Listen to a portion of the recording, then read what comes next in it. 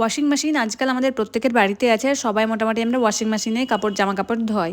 But আমি সত্যিই জানতাম না যে কোনো দিন এরকমও আসবে যেদিন আমাকে ওয়াশিং মেশিনকে খুলে পুরো ক্লিন করতে হবে।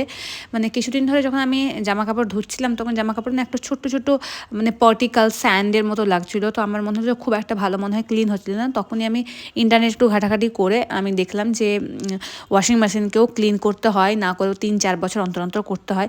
তখন আমার মনে হলো যে আমি লাস্ট 9 বছর ধরে ওয়াশিং মেশিন ইউজ করছি, কোনোদিন এরকম খুলে ওয়াশ করা হয়নি। আমি জেনারেলি এটা করে থাকি 2 to 3 মান্থস পরে পরে আমি টাব ক্লিন যেটা অটোমেটিক ওয়াশিং মেশিনে হয় সেটাতে বসিয়ে দিই, অ্যান্ড নিজের মতো করে 1-2 ঘন্টাতে ও ক্লিন হয়ে যায় ওয়াশিং মেশিনে। এটাই জেনারেলি করে থাকি, অ্যান্ড পাশে যে ফিল্টারটা থাকে সেটা খুলে ক্লিন করে দিই। বাট এরমভাবে খুলে আমি কোনোদিনও ক্লিন করিনি। আমার ফার্স্টে একটু ভয় হচ্ছিলো, মনে হচ্ছিলো ক্লিন করবো কি করবো না। মানে অনেকেই সাজেস্ট করছিল যে অটোমেটিক ওয়াশিং মেশিনকে খুললে লাস্টে ওটা নষ্ট হয়ে যায়।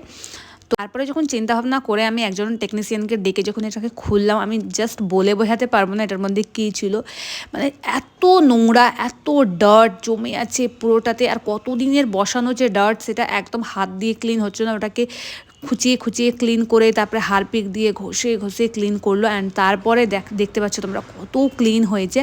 অ্যান্ড এটাকে তারপরে যখন আমি জামাকাপড় ধুচ্ছি, সত্যি একদম এত ফ্রেশ জামাকাপড় ধোয়া হচ্ছে। তো তোমাদের বাড়িতে যদি ওয়াশিং মেশিন থাকে আমি বলবো একবার অন্তত এটাকে